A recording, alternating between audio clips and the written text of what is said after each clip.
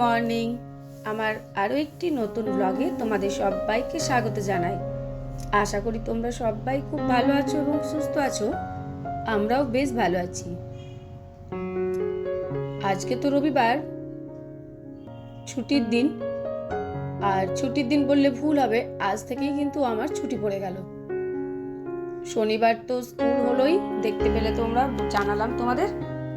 একদম এখন গরমের ছুটি চললো। তো আর আজকে তো রবিবার, কিন্তু ঋষির টিউশন আছে। ঋষি তো সকালবেলাতেই টিউশন পড়তে বেরিয়ে গেল। আর এইদিকে আমার বিছানাও কিন্তু ঝাড়া কমপ্লিট। কত রোদ বাইরে, বাপ রে বাপ! মানে 6:30 বাজছে না দুপুর 12টা বাজছে বোঝা খুব মুশকিল।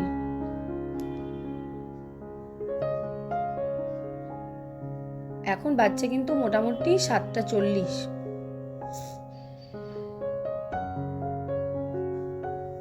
তো যাই হোক, প্রতিদিন বিছানা ঝাড়ার সাথে সাথে এই কাজগুলো আমি প্রতিটা ঘরেই করতে থাকি।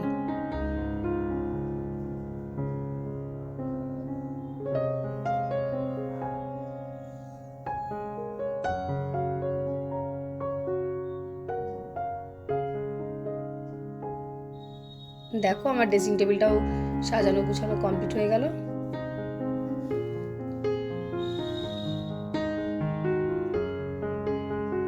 একবার যে এই ঘরটাই ধরেছি তা না, আমাকে এদিক ওদিক করে আবার এই ঘরে এসেছি। তো যাই হোক,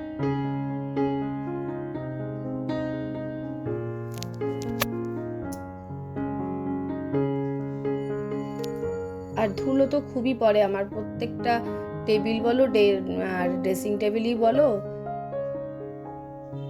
কিছু করার নেই। আর ওই জন্যই প্রতিদিনই ঝাড়া মোছাটা আমাকে করতেই হয়।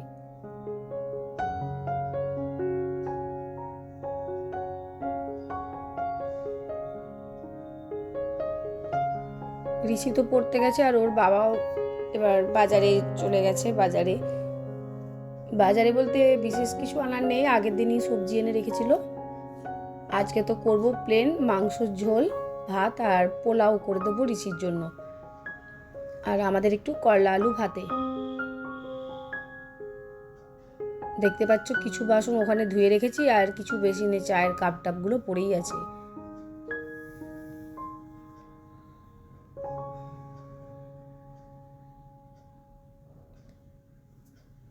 মাংসটা যে একদম খুব পাতলা করেছি সেটাও না, আবার খুব যে মাখা মশলা দিয়ে করেছি সেটাও না।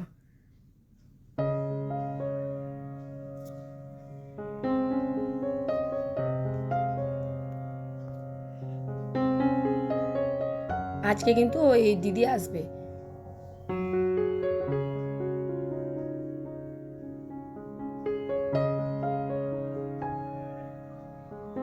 আসলে কাজকে ভয় পায় না। আমার সময়ের অভাব হয়, স্কুল যেতে হয়, সকাল থেকে অনেকটাই সময় আমার ওই দিকেও চলে যায়, যে কারণে আমার একটু চাপ পড়ে যায়। না হলে কিন্তু কাজ করতে আমি ভালোবাসি।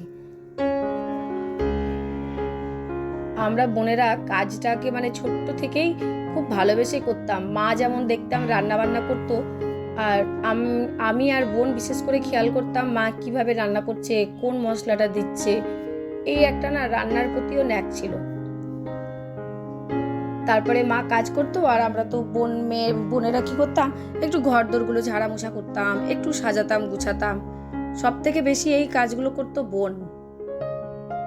ও ভীষণ ঘরদোর সাজাতে গোছাতে ভালোবাসে।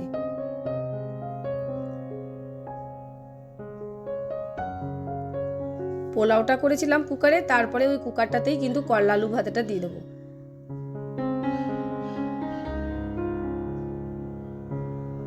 করলাগুলো অনেক দিন থেকে ছিল জানো, একটা করলা তো ফেলেই দিলাম, যে একেবারে বেশ নরম পাকা পাকা হয়ে গেছে, বাদ দিয়ে দিলাম।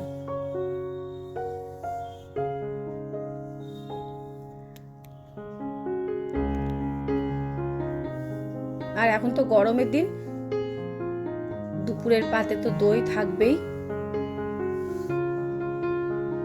এমনকি জানো, রাত্রেও কিন্তু আমি রুটি তরকারির সঙ্গে যেদিন ইচ্ছে হয় আমি দই নিই। দইটা ভালোই বাসি খেতে।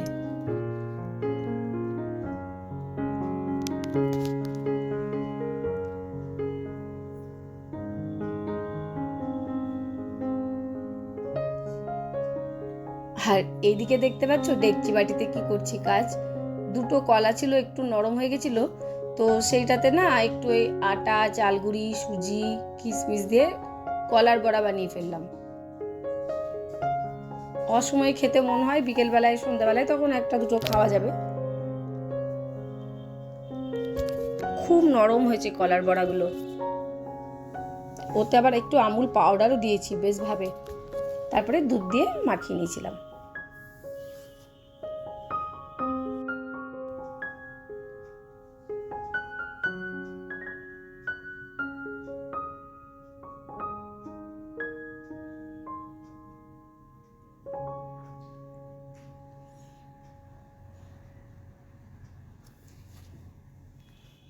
এর মাঝেই বলি, আমার আজকের ভিডিওটা তোমাদের কেমন লাগলো অবশ্যই কমেন্ট করে জানাবে।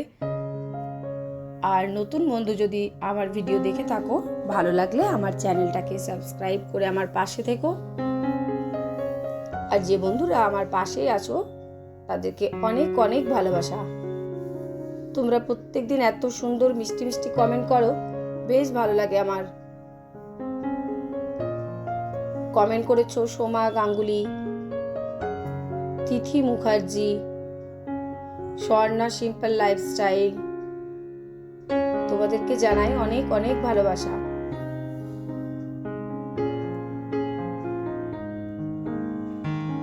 এই যে এটা হচ্ছে কিন্তু বিকেলবেলা, এই বাসনগুলো গুছিয়ে নিলাম যেগুলো দুপুরের বাসন মাজা ছিল।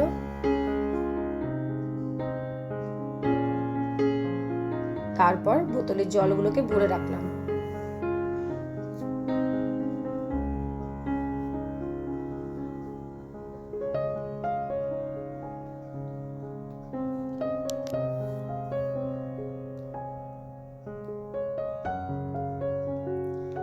বেশ, তাহলে জলগুলো ভরি, এখনো কাজ আছে।